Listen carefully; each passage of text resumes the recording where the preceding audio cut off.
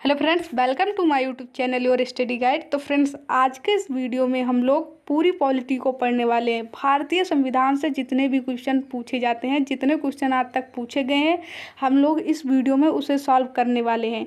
अगर आप लोग मात्र ये एक वीडियो देख लेते हैं तो आप लोगों को संविधान कहीं से भी पढ़ने की कोई ज़रूरत नहीं है।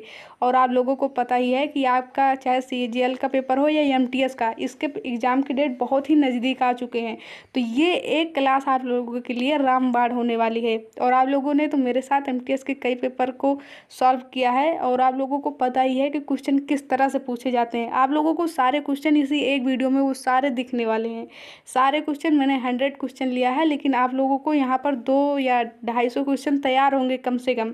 और ये आप लोगों के लिए बिल्कुल रामबाण क्लास है। अगर इसे आप लोग शुरुआत से लेकर लास्ट तक देखते हैं तो संविधान को कहीं से भी पढ़ने की ज़रूरत नहीं है। हम लोग बेसिक से स्टार्ट करेंगे, जहाँ से क्वेश्चन आए हैं, और लास्ट तक हाई लेवल तक के क्वेश्चन को देखेंगे।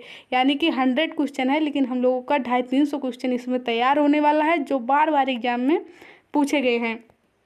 तो वीडियो को शुरुआत से लेकर लास्ट तक देखिएगा। और वीडियो पसंद आए तो चैनल को सब्सक्राइब कीजिएगा, वीडियो को लाइक करिएगा और अपने फ्रेंड्स के पास ज़्यादा से ज़्यादा शेयर जरूर कीजिएगा। तो चलिए, बिना टाइम वेस्ट किए हम लोग पहला क्वेश्चन देखते हैं कि क्वेश्चन क्या है। भारत के संविधान सभा गठित करने का आधार क्या था? भारतीय संविधान सभा को किस प्रकार गठित किया गया था?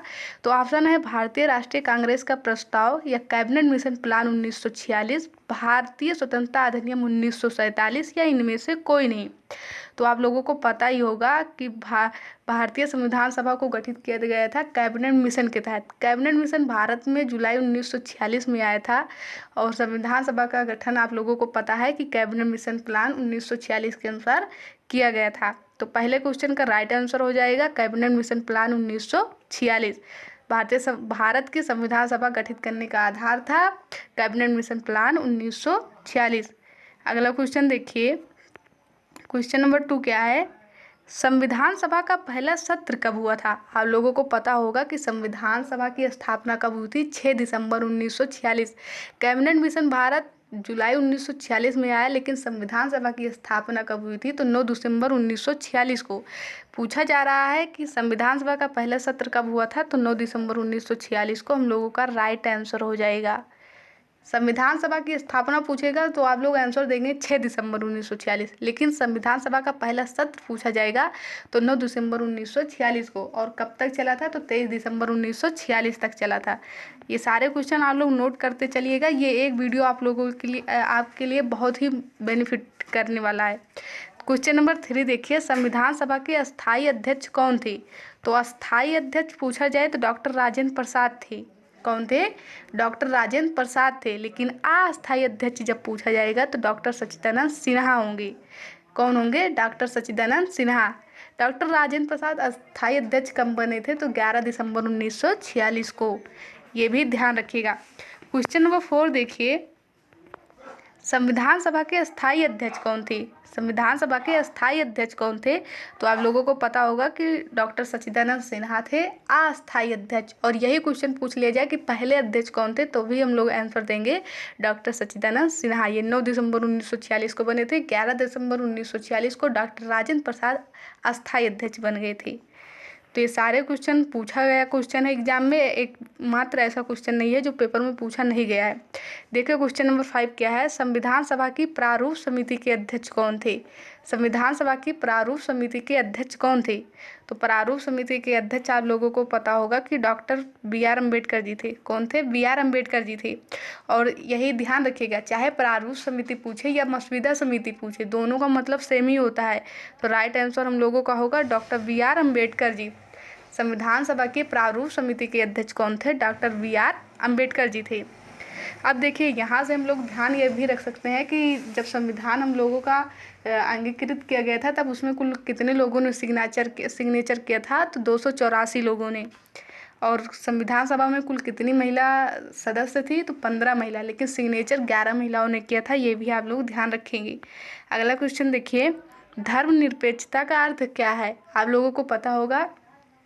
धर्मनिरपेक्षता पूछे या पंथ निरपेक्ष, दोनों का मतलब सेम होता है। क्वेश्चन घुमाता है, चाहे धर्मनिरपेक्षता पूछे या पंथ निरपेक्ष, आप लोग ध्यान रखेंगे। धर्मनिरपेक्षता का अर्थ क्या होता है? राज्य सरकार सभी धर्म के खिलाफ हो, राज्य सरकार द्वारा एक धर्म को स्वीकार किया जाए, राज्य सरकार द्वारा किसी धर्म को स्वीकार न किया जाए, या उपरोक्त में से कोई नहीं। तो आप लोगों को पता होगा कि धर्मनिरपेक्षता का अर्थ होता है कि राज्य सरकार का अपना कोई धर्म नहीं होता। राइट आंसर यही होगा। और ध्यान रखिए, चाहे धर्मनिरपेक्षता पूछे या पंथ निरपेक्ष, दोनों का मतलब सेम होता है। गणतंत्र होता है, पूछा जा रहा है कि गणतंत्र से क्या तात्पर्य है। केवल एक लोकतांत्रिक राज्य, अध्यक्षीय पद्धति शासन वाला राज्य, संसदीय पद्धति शासन वाला राज्य, या राज्य जहाँ पर अध्यक्ष वंशानुगत रूप से न हो। तो आप लोगों को पता होगा कि गणतंत्र का मतलब ही होता है कि राज्य जहाँ पर अध्यक्ष वंशानुगत न हो। जैसे आप लोग तो ध्यान रखिएगा कि गणतंत्र का क्या मतलब होता है, राज्य जहाँ पर अध्यक्ष वंशानुगत रूप से ना हो। आप लोगों को पता होगा कि राजतंत्र क्या होता है, राजा का बेटा ही राजा होता है, वो राजतंत्र होता है। लेकिन गणतंत्र में ऐसा कुछ नहीं होता है, वंशानुगत पद्धति यहाँ पर लागू नहीं होती है। अगला क्वेश्चन देखिए, निम्नलिखित में से कौन सा शब्द भारत के संविधान की उद्देशिका में नहीं है। समाजवादी, पंथ निरपेक्ष, प्रभुत्व संपन्न या लोक कल्याण। तो आप लोगों को पता ही होगा कि लोक कल्याण नहीं है। समाजवादी, पंथ निरपेक्ष एवं अखंडता 42वें संविधान संशोधन 1976 द्वारा जोड़े गए थे। तो ध्यान रखिएगा, लोक कल्याण उद्देशिका में नहीं है। और बात करें कि उद्देशिका प्रस्ताव को किसने पेश किया था संविधान सभा में, तो पंडित जवाहरलाल नेहरू जी ने पेश किया था। कब पेश किया था, 13 दिसंबर 1946 को। लेकिन यह क्या कहते हैं, पारित कब किया गया था, तो 22 जनवरी 1947 को। ध्यान रखिएगा, बार बार पूछा जाता है कि उद्देश्य का प्रस्ताव को किसने पेश किया था संविधान सभा में, तो पंडित जवाहरलाल नेहरू जी ने। अगला क्वेश्चन देखिए, भारतीय संविधान में समवर्ती सूची किसके सिद्धांत से ली गई है। तो आप लोगों को पता होगा कि समवर्ती सूची एक ऐसी सूची होती है जिसपे केंद्र एवं राज्य दोनों कानून बना सकते हैं। तो ये कहाँ से ली गई है, ऑस्ट्रेलिया से। बात करें संघ सूची की, तो उस पर केंद्र सरकार कानून बनाते हैं, राज्य सूची पर राज्य सरकार।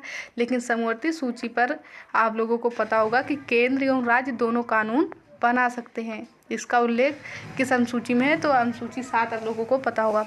क्वेश्चन नंबर 10 देखिए, संविधान के अंतर्गत भारतीय लोकतंत्र के आदर्शों को हम कहाँ देख सकते हैं। तो संविधान के अंतर्गत भारतीय लोकतंत्र के आदर्शों को हम लोग कहाँ देख सकते हैं, प्रस्तावना में। कहाँ देख सकते हैं, प्रस्तावना में। अगला क्वेश्चन देखिए, क्वेश्चन क्या है, संविधान की प्रस्तावना का संशोधन कितनी बार किया गया है। तो संविधान की प्रस्तावना का संशोधन मात्र एक बार किया गया है। 3 शब्द जोड़े गए थे, समाजवादी, पंथ निरपेक्ष एवं अखंडता। ये भी पूछा जाता है, ध्यान रखिएगा। क्वेश्चन नंबर 12 देखिए क्या है, विश्व का सबसे बड़ा लिखित एवं सर्वाधिक व्यापक संविधान किस देश का है। तो विश्व का सबसे बड़ा लिखित संविधान भारत का ही है, और ब्रिटेन का संविधान आप लोग जानते हैं कि अलिखित है। तो ध्यान रखिएगा, विश्व का सबसे बड़ा एवं लिखित व्यापक संविधान किस देश का है, भारत का है। फ्रेंड्स, ये सारे क्वेश्चन एग्जाम में पूछे गए क्वेश्चन है, ध्यान रखिएगा। भारतीय संविधान कैसा है, कठोर है, लचीला है, ना ही कठोर है ना ही लचीला है, या कठोर एवं लचीला दोनों है। तो राइट आंसर क्या होगा, असंतः कठोर और असंतः लचीला, यानी कठोर एवं लचीला दोनों है। नम्यता एवं अन्यमता दोनों के गुण इसमें सम्मिलित हैं। क्वेश्चन देखिए, लिखित संविधान की अवधारणा ने सर्वप्रथम कहाँ जन्म लिया। लिखित संविधान की अवधारणा ने सबसे पहले फ्रांस में जन्म लिया। कहाँ, फ्रांस में। अगला क्वेश्चन देखिए, क्वेश्चन नंबर 15 हम लोगों का क्या है, मौलिक अधिकार संविधान के किस भाग में वर्णित है। मौलिक अधिकार, डीपीएसपी से मैंने क्वेश्चन ज़्यादा लिया है क्योंकि इससे ज़्यादा क्वेश्चन पूछे जाते हैं। तो मौलिक अधिकार का वर्णन भारतीय संविधान के भाग 3 और अनुच्छेद 12 से 35 में किए गए थे। अगला क्वेश्चन देखिए, क्वेश्चन क्या है, प्रारंभ में कितने मौलिक अधिकार दिए गए थे। तो आप लोगों को पता ही होगा कि प्रारंभ में हमें 7 मौलिक अधिकार प्रदान किए गए थे। लेकिन 44वें संविधान संशोधन 1978 के द्वारा एक अधिकार, संपत्ति के अधिकार को हटाकर आर्टिकल 301 के तहत उसे कानूनी अधिकार बना दिया गया था। तो प्रारंभ में कितने मौलिक अधिकार दिए गए थे, 7 मौलिक अधिकार। अगला क्वेश्चन देखिए, भारत के संविधान में मौलिक अधिकार क्या होगा, मूल संविधान का हिस्सा था, संसद द्वारा 1952 में जोड़े गए थे, चौथे संशोधन द्वारा जोड़े गए थे, या 42वें। तो मूल संविधान का हिस्सा था मौलिक अधिकार। फंडामेंटल राइट्स मूल संविधान का हिस्सा था। क्वेश्चन नंबर 18 देखिए क्या है, मौलिक अधिकारों का निलंबन कौन कर सकता है, प्रधानमंत्री, संसद, राष्ट्रपति या सर्वोच्च न्यायालय। तो मौलिक अधिकारों का निलंबन राष्ट्रपति कर सकते हैं, लेकिन अनुच्छेद 20 और 21 को छोड़कर। ये ध्यान रखिएगा, ये भी क्वेश्चन पूछा जाता है कि किस अनुच्छेद का किस अनुच्छेद का निलंबन राष्ट्रपति नहीं कर सकते? तो अनुच्छेद 20 और 21। 20 में क्या है, आप लोगों को पता होगा कि 20 में है हम लोगों का फंडामेंटल राइट्स में ही, 21 में तो जीवन का अधिकार दिया गया है और 21 में अपराधी दोष सिद्धि का अधिकार है। 19 नंबर क्वेश्चन देखिए, भारतीय संविधान के अंतर्गत मूल अधिकारों का संरक्षक कौन होता है? तो आप लोगों को पता होगा न्यायपालिका। इसी के द्वारा ही अगर आप लोगों के मौलिक अधिकारों का उल्लंघन होता है तो आप डायरेक्ट जा सकते हैं, न्यायपालिका के पास जा सकते हैं अनुच्छेद 32 के द्वारा। तो मूल अधिकारों का संरक्षक कौन है? न्यायपालिका है, ध्यान रखिएगा। क्वेश्चन नंबर 20 देखिए, क्वेश्चन क्या है, भारतीय संविधान के किस अनुच्छेद में शिक्षा का अधिकार प्रदान किया गया है? तो मैंने अभी बताया कि शिक्षा का अधिकार किस में है, अनुच्छेद 21A में। 21 में मैंने बताया क्या है, जीवन का अधिकार दिया गया है। गिरफ्तारी का संरक्षण अधिकार किस में है? अनुच्छेद 22 में है। और 21A में शिक्षा का अधिकार है। 86वें संविधान संशोधन 2002 द्वारा 6 से 14 वर्ष के बच्चों को शिक्षा देने के लिए सरकार बाध्य है, ऐसा इसमें लिखा है। तो ध्यान रखिएगा, शिक्षा का अधिकार आर्टिकल 21A में है। ये क्वेश्चन आप लोग जानते होंगे कि MTS में डायरेक्ट पूछा गया था 2023 में। अनुच्छेद 25 से 28 में किसका वर्णन किया गया है? तो आप लोगों को पता ही होगा कि धार्मिक स्वतंत्रता का अधिकार। शोषण के विरुद्ध अधिकार 23 से 24, संवैधानिक उपचारों का अधिकार आर्टिकल 32, समता का अधिकार 14 से 18। तो ये ध्यान रखिएगा, फंडामेंटल राइट्स है। धार्मिक स्वतंत्रता का अधिकार किस में है? 25 से 28 में है।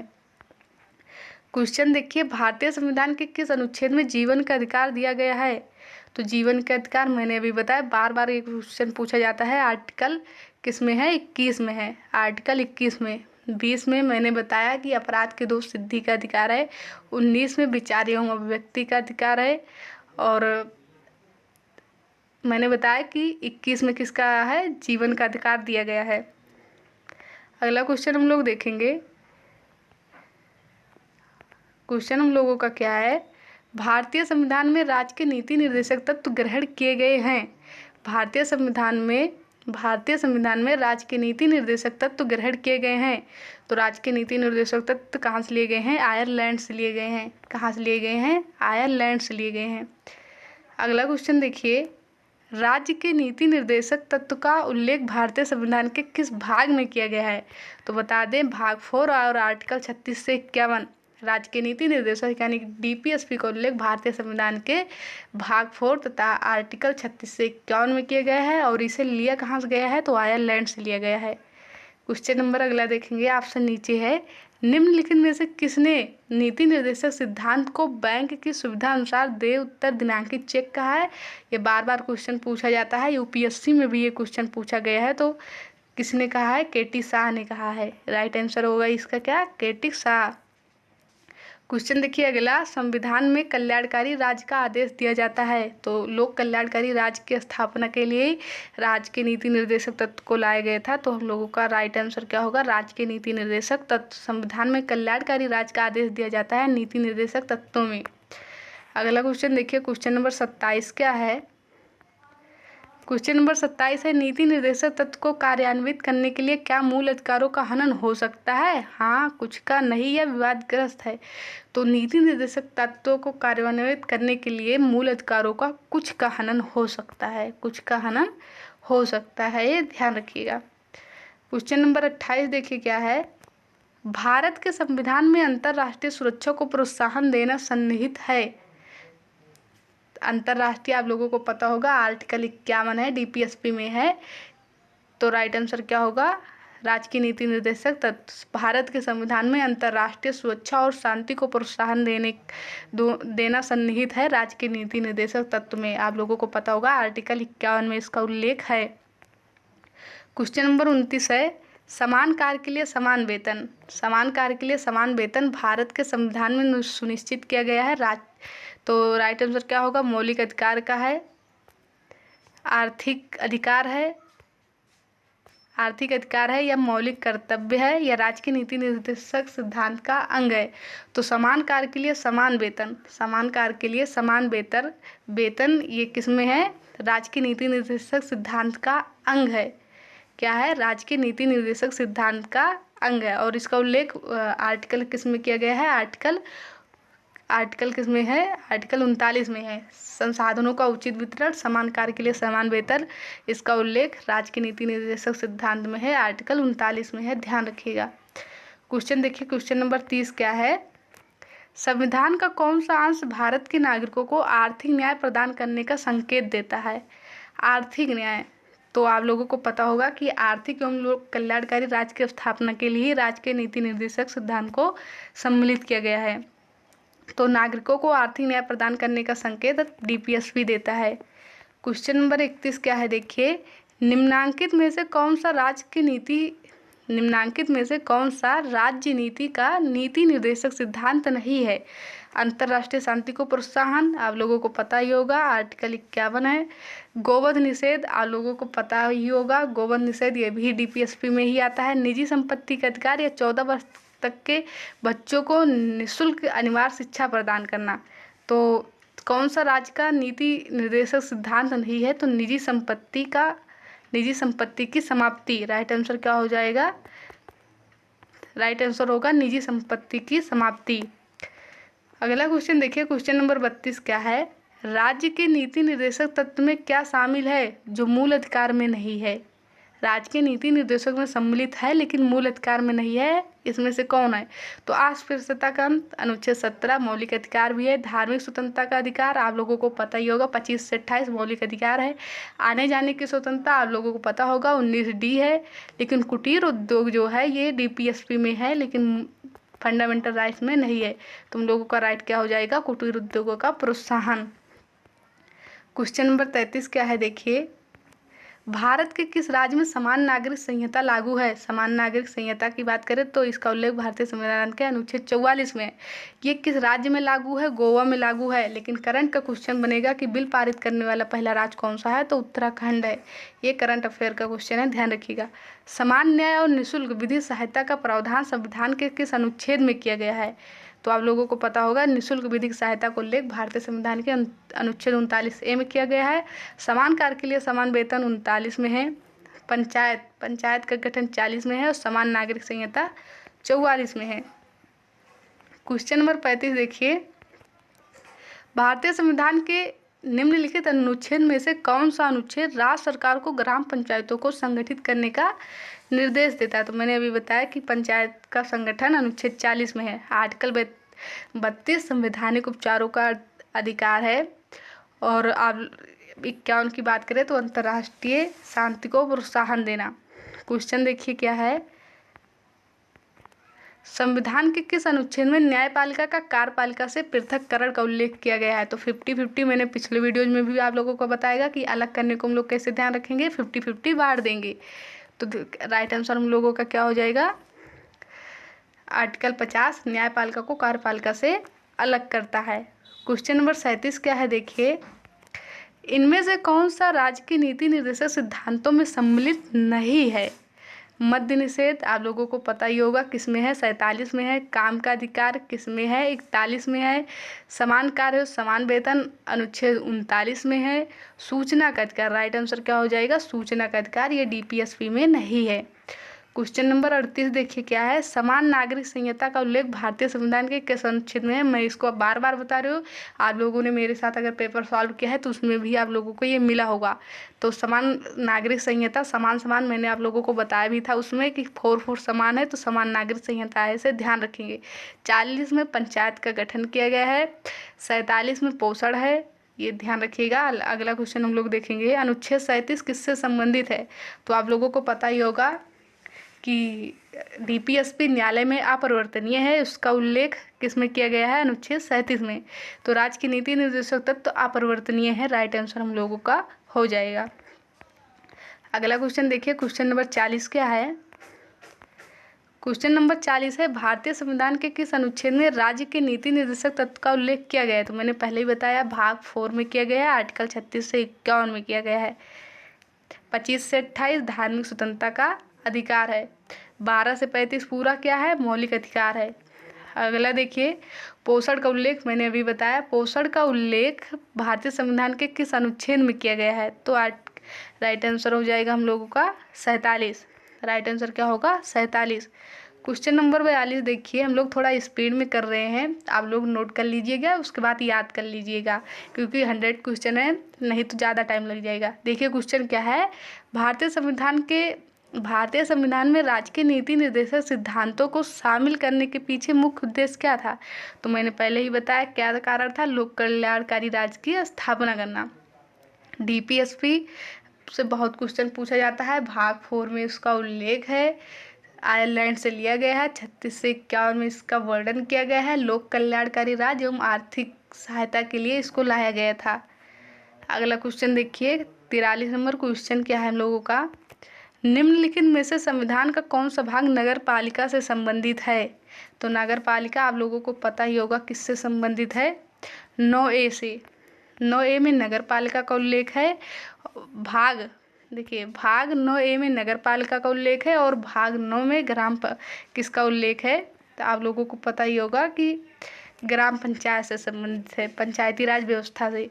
अगला क्वेश्चन देखिए, भारतीय संविधान कितने भागों में विभाजित किया गया है? तो आप लोगों को पता ही होगा 395 अनुच्छेद और 12 अनुसूची अब हो गई है और भाग 22 हैं। तो राइट आंसर क्या होगा, 22।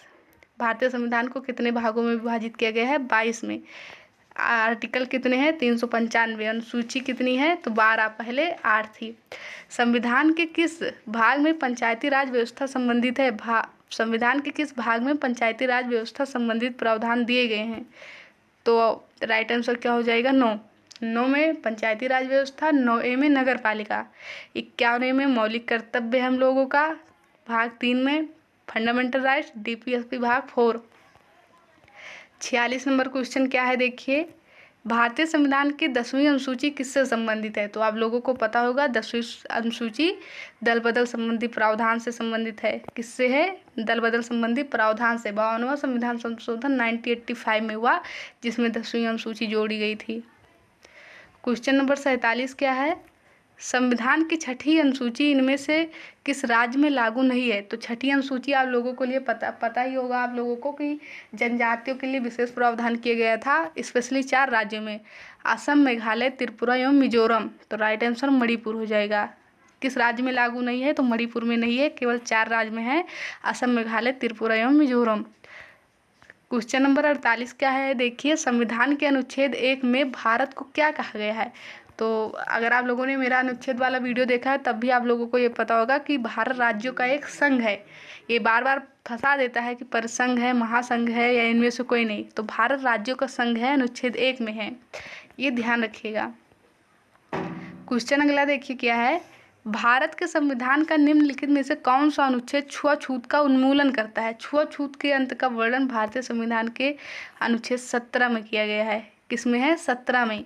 बात करें 15, 16 या 18, तो 14 से 18 तक में हम लोगों को समता समानता का अधिकार है। पर 14 में क्या है? तो आप लोगों को विधि के समझ समानता 14 में। 15 में है धर्म, जात, लिंग आदि के आधार पर कोई भेदभाव नहीं होगा। लोक नियोजन में अवसर की समानता 16 में है और 18 में उपाधियों का अंत है।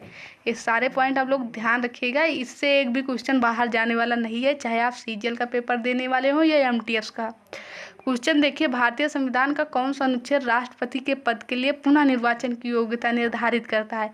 अब राष्ट्रपति की यहाँ बात आ गई तो हम लोग सारे क्वेश्चन राष्ट्रपति से यहाँ पर देख सकते हैं।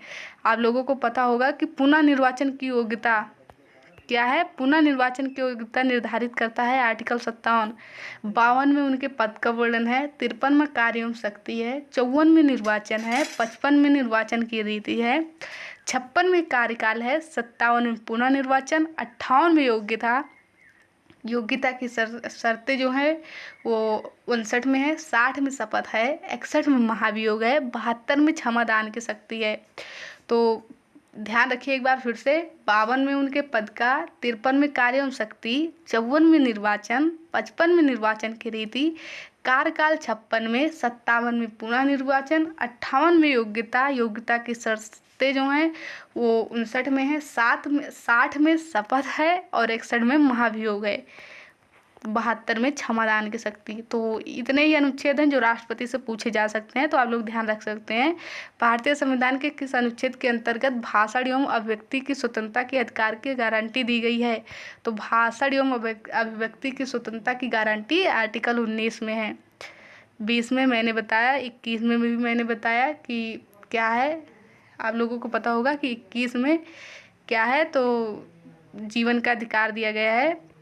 गिरफ्तारी का संरक्षण 22 में है। 21 में जो है वो जीवन का अधिकार दिया गया है। 21A में शिक्षा का अधिकार दिया गया है। अगला क्वेश्चन देखिए, क्वेश्चन नंबर 52 क्या है। भारतीय संविधान का कौन सा अनुच्छेद राज्य सरकारों को ग्राम पंचायत के गठन का निर्देश देता है। कई बार आप लोगों ने इसे मुझसे सुन लिया होगा, बार बार पूछा भी जाता है। अंतर्राष्ट्रीय शांति सुरक्षा 51 में, संवैधानिक उपचारों का अधिकार 32 में, न्यायपाल डीपीएसपी अपरिवर्तनीय है न्यायालय में 37 में इसका उल्लेख है। क्वेश्चन देखिए अगला, संविधान का कौन सा अनुच्छेद मंत्रिपरिषद के गठन के बारे में आधारभूत नियम निर्धारित करता है। तो आर्टिकल 75 होगा। आप लोग जानते ही होंगे कि 74-75 किससे संबंधित है। मंत्रिपरिषद, राष्ट्रपति की सहायता के लिए मंत्रिपरिषद होगा। अनुच्छेद 74, मंत्रिपरिषद के हेड प्रधानमंत्री होंगे। अनुच्छेद 75 में इसका वर्णन किया गया है। क्वेश्चन नंबर 54 क्या है देखिए, भारतीय संविधान का कौन सा अनुच्छेद नई अखिल भारतीय सेवा की स्थापना का प्रावधान देता है। तो अखिल भारतीय सेवा के लिए अनुच्छेद 312 है। ध्यान रखिए, IAS, IPS और IFS होता है। लेकिन मुझे जो आप लोगों को बताना है, आप लोग ये ध्यान रखेंगे कि IFS होता है लेकिन ऑप्शन से फंसा देता है। फुल फॉर्म देता है इंडियन फॉरेस्ट सर्विस, तो ध्यान रखिएगा कि इंडियन फॉरेन नहीं होता, इंडियन फॉरेस्ट होता है।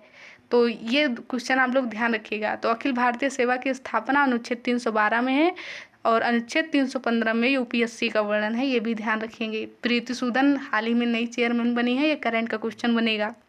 डॉक्टर अंबेडकर के अनुसार कौन सा अनुच्छेद भारतीय संविधान का सबसे महत्वपूर्ण अनुच्छेद है। आर्टिकल 32, संवैधानिक उपचारों का अधिकार, जिसे उन्होंने भारतीय संविधान की आत्मा भी कहा है, उनके अनुसार ये सबसे महत्वपूर्ण है। क्वेश्चन नंबर 56 देखिए क्या है, भारतीय संविधान के किस अनुच्छेद में नए राज्य के प्रवेश या स्थापना का प्रावधान दिया गया है। तो भारत राज्यों का संघ है, 1 में है। नए राज्यों के प्रावधान या स्थापना का प्रावधान अनुच्छेद 2 में है। भारत का कोई क्षेत्र अलग होता है, उसका नाम क्षेत्रीय निर्माण का प्रावधान 3 में है। अनुच्छेद 4 में भाग 2, अनुच्छेद 2 और 3 की शक्तियों को कैसे यूज करेंगे इसका उल्लेख किया गया है।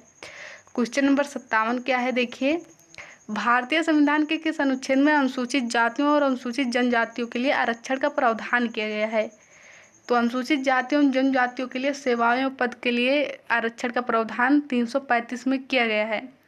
330 में लोकसभा में आरक्षण की बात की गई है SC ST के लिए। 332 में विधानसभा के लिए किया गया है और 335 में SC ST के लिए जो है, यानी कि अनुसूचित जातियों और जनजातियों के लिए सेवाओं या पद के लिए आरक्षण की बात की गई है, ये ध्यान रखिएगा आप लोग।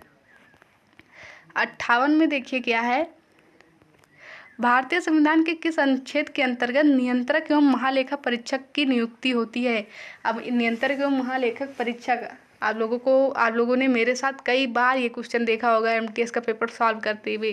कैग का वर्णन, भारतीय संघ की नियुक्ति का वर्णन, कैग के नियुक्ति का वर्णन अनुच्छेद 148 में किया गया है, लेकिन आर्टिकल 149 में उनकी शक्तियों का वर्णन किया गया है। ये क्वेश्चन पूछा गया था कि उनकी शक्तियों का वर्णन किस अनुच्छेद में है, तो 149 में है और नियुक्ति का उल्लेख 148 में है। समान नागरिक संहिता का उल्लेख भारतीय संविधान के किस अनुच्छेद में किया गया है। तो मैंने पहले भी ऊपर भी बताया कि समान नागरिक संहिता का उल्लेख आर्टिकल 44 में है। किस में है, आर्टिकल 44 में है। पंचायत 40 में है। ध्यान रखिएगा, ये दोनों क्वेश्चन पूछे जाते हैं। क्वेश्चन नंबर 60 क्या है देखिए, सर्वोच्च न्यायालय एक अभिलेख न्यायालय होगा, इसका उल्लेख किस अनुच्छेद में किया गया है। तो बात करें सर्वोच्च न्यायालय सुप्रीम कोर्ट की, तो आर्टिकल 124 में इसका उल्लेख है। इसके मूल आरंभिक अधिकारों का वर्णन अनुच्छेद 131 में है। न्यायिक पुनर्विलोकन की शक्ति 137 में है, लेकिन सुप्रीम कोर्ट एक अभिलेख न्यायालय होगा, यह 129 में किया गया है। 129 में सुप्रीम कोर्ट एक अभिलेख न्यायालय होगा।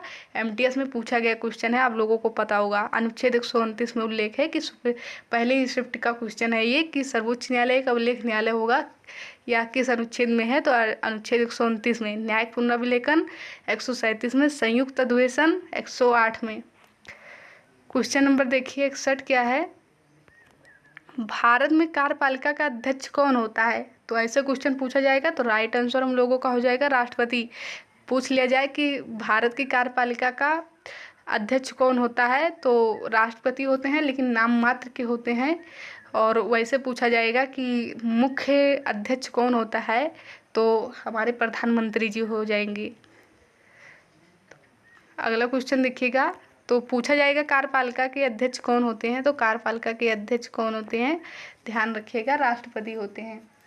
क्वेश्चन देखिए, भारत के राष्ट्रपति निर्वाचित होने के पात्र बनने के लिए व्यक्ति की न्यूनतम आयु कितनी होनी चाहिए, तो आप लोगों को 35 वर्ष, राइट आंसर हम लोगों का 35 वर्ष। लोकसभा अध्यक्ष बनने के लिए, लोकसभा का सदस्य बनने के लिए 25, राज्यसभा के बनने के लिए 30 और राष्ट्रपति बनने के लिए 35। संसद कैसे बनता है, प्रेसिडेंट होते हैं, लोकसभा राज्यसभा 3 से मिलकर बनता है। तो एज बहुत आसानी से ध्यान रख सकते हैं कि सबसे पहले 35 वर्ष होगा, फिर राज्यसभा के लिए 30 होगा, लोकसभा के लिए 25 होगा। अगला क्वेश्चन देखिए, हम लोग अगला क्वेश्चन देखेंगे, ऑप्शन इसके नीचे हैं। क्वेश्चन है, भारतीय संविधान के अनुसार देश का प्रथम नागरिक कौन होता है, तो देश के प्रथम नागरिक राष्ट्रपति को माना जाता है। देश का प्रथम नागरिक कौन होता है, राष्ट्रपति। कार्यपालिका के हेड कौन होते हैं, राष्ट्रपति होते हैं। अगला क्वेश्चन देखिए, क्वेश्चन क्या है, राष्ट्रपति को शपथ कौन दिलाता है, तो आप लोगों को पता होगा, भारत के मुख्य न्यायाधीश। भारत के मुख्य न्यायाधीश राष्ट्रपति को शपथ दिलाते हैं। राष्ट्रपति को अपना त्याग पत्र देना होगा तो वो उपराष्ट्रपति को देंगे। किसको देंगे, किसको देंगे, उपराष्ट्रपति को। प्रधानमंत्री का वर्णन आर्टिकल 75 में किया गया है। महाधिवक्ता की बात करें तो आर्टिकल 165 में उनका उल्लेख है, अटॉर्नी एडवोकेट जनरल। अगला क्वेश्चन देखिए क्या है, यदि राष्ट्रपति अपना त्यागपत्र देना चाहें तो वह अपना त्यागपत्र किसे संबोधित करते हैं, तो आप लोगों को पता, मैंने अभी बताया कि भारत के उपराष्ट्रपति को देते हैं। महान्यायवादी आया यहाँ पर, तो आर्टिकल 76 इनसे संबंधित है। भारत सरकार के सबसे बड़े वकील होते हैं। अभी नीचे क्वेश्चन ये भी आएगा क्योंकि ये भी पूछा गया क्वेश्चन है, निम्नलिखित में से किसकी नियुक्ति भारत का राष्ट्रपति करता है, महान्यायवादी का, महालेखक परीक्षक का, राज्यपाल का, या उपयुक्त सभी। अनुच्छेद की बात करें तो 76 में उनका उल्लेख, महालेखक परीक्षक मैंने अभी बताया 148 में है, राज्यपाल 53 में है। तो सबकी नियुक्ति करते हैं कौन, हमारे राष्ट्रपति जी, उपयुक्त सभी सही है इसमें से।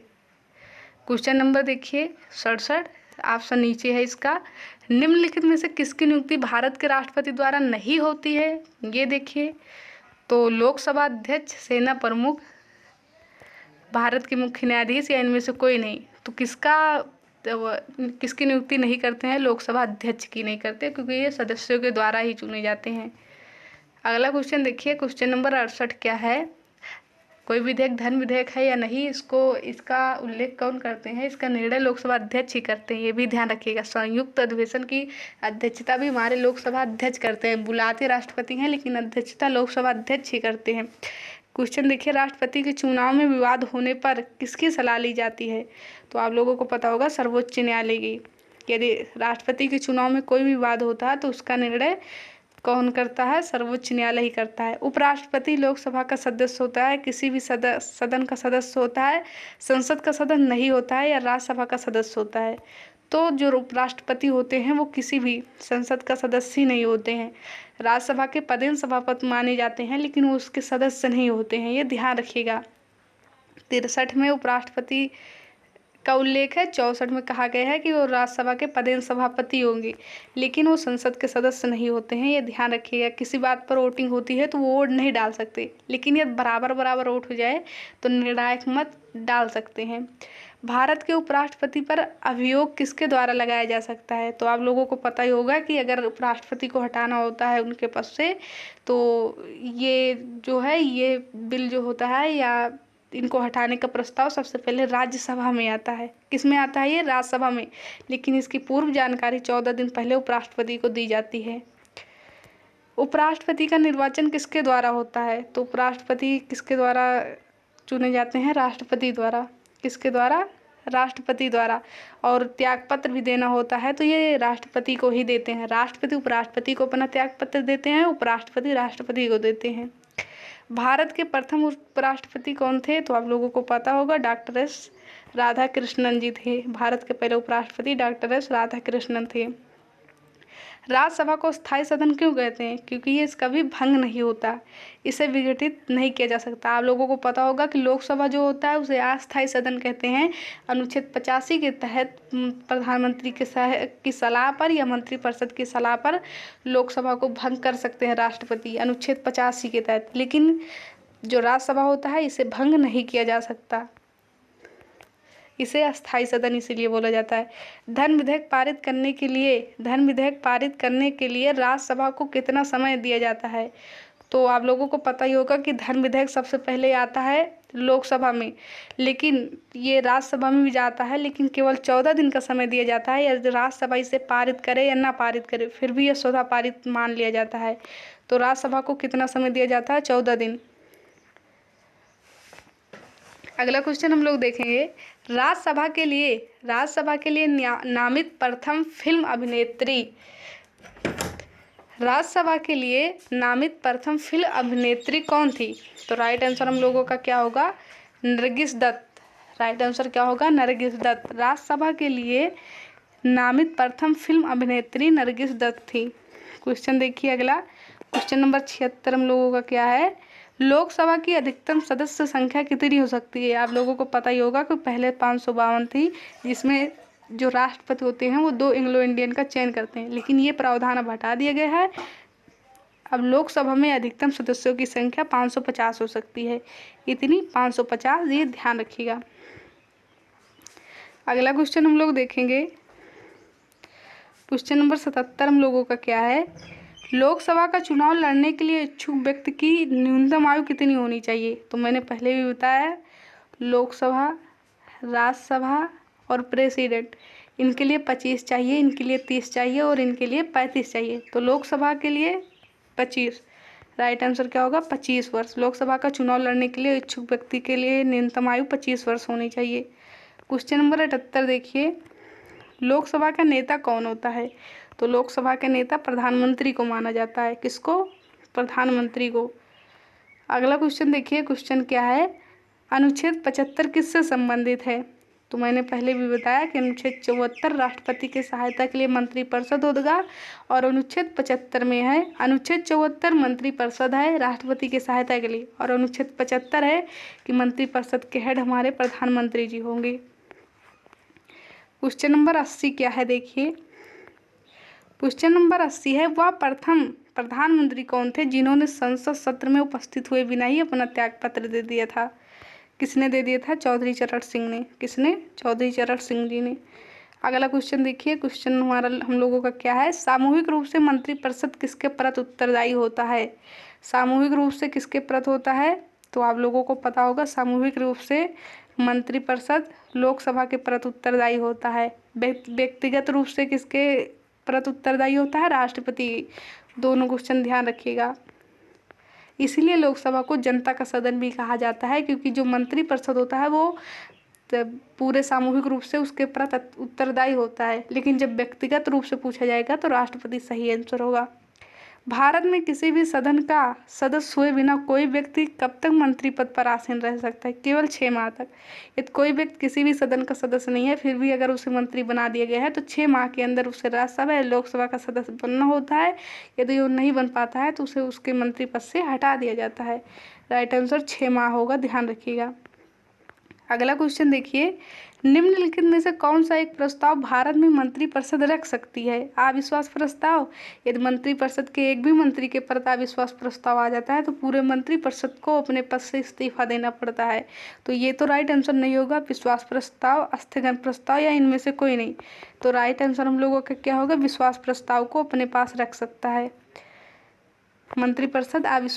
विश्वास प्रस्ताव को अपने पास रख सकता है। क्वेश्चन नंबर 84 क्या है? देखिए, भारत के प्रथम उप प्रधानमंत्री कौन थे? तो आप लोगों को पता होगा कि लौह पुरुष सरदार वल्लभ भाई पटेल जी। अगला क्वेश्चन देखिए, क्वेश्चन नंबर 85 क्या है? कोई विधेयक धन विधेयक है या नहीं, इसका निर्णय लोकसभा अध्यक्ष करते हैं। मैंने पहले भी बताया, संयुक्त अधिवेशन की अध्यक्षता भी हमारे लोकसभा अध्यक्ष ही करते हैं।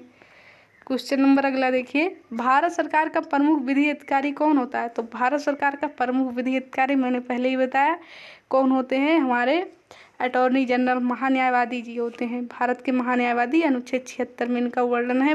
ये अनुच्छेद बहुत पूछा जाता है। अनुच्छेद 148 किससे संबंधित है? मैंने पहले ही बताया, नियंत्रक एवं महालेखा परीक्षक, जिसे हम लोग कैग भी कहते हैं। और आप लोगों को पता है 148 में इनकी नियुक्ति की बात की गई है और 149 में इनके शक्तियों का वर्णन किया गया है। निम्नलिखित में से वह समिति कौन सी है जिसमें राज्यसभा का कोई सदस्य सम्मिलित नहीं होता? तो प्राक्कलन समिति है। इसमें राज्यसभा का कोई भी सदस्य नहीं होता, प्राक्कलन समिति, ध्यान रखिएगा। क्वेश्चन देखिए, उच्चतम न्यायालय के मुख्य न्यायाधीशों की सेवानिवृत्ति की आयु कितनी है? तो 65 वर्ष है। उच्चतम न्यायालय के मुख्य न्यायाधीशों की सेवानिवृत्ति की आयु कितनी है? 65 वर्ष है।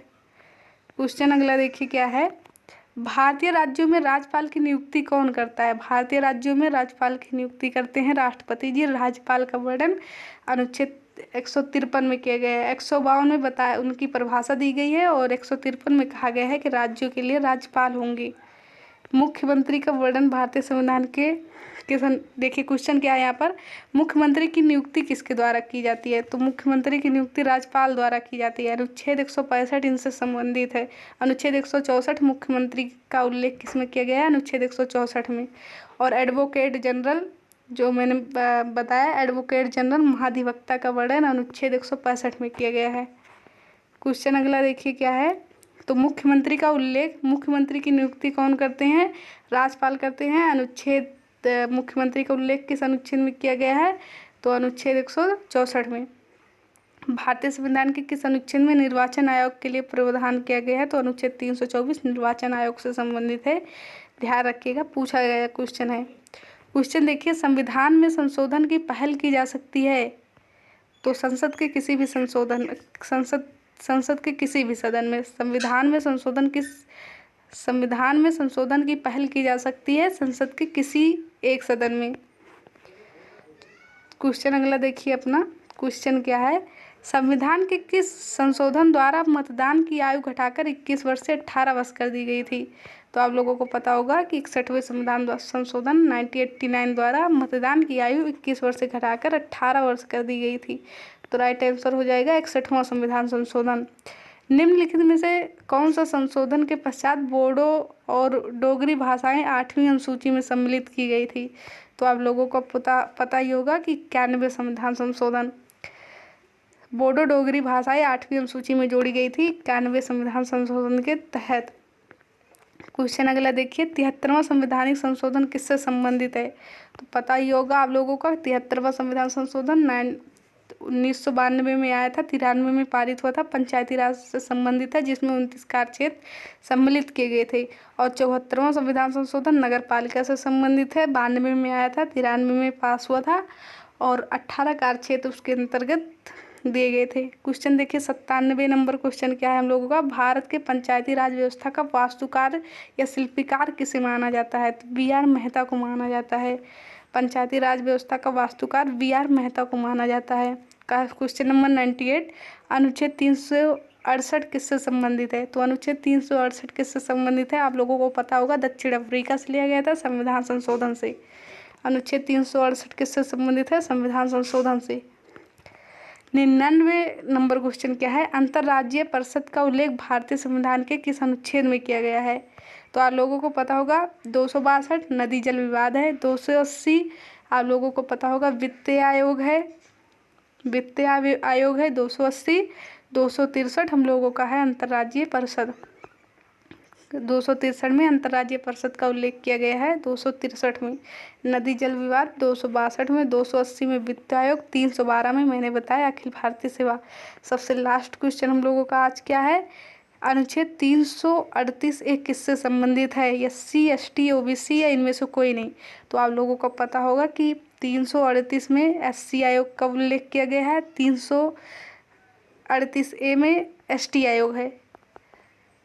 राइट आंसर हम लोगों का होगा ST आयोग। 338 में SC आयोग, 338A में ST आयोग और 340 में किया गया है OBC आयोग का उल्लेख। तो आई होप आप लोगों को वीडियो पसंद आया होगा। अगर आप लोग ये वीडियो 1-2 बार देख लीजिएगा, इससे एक भी क्वेश्चन, सिंगल क्वेश्चन भी कहीं से बाहर से आने वाला आपके एग्जाम में नहीं है। आप लोग प्रीवियस ईयर के पेपर को उठा कर देखेंगे तो सारा क्वेश्चन इसी में से मिलने वाला है।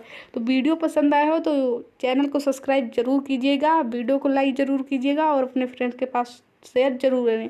तो thank you for watching this video.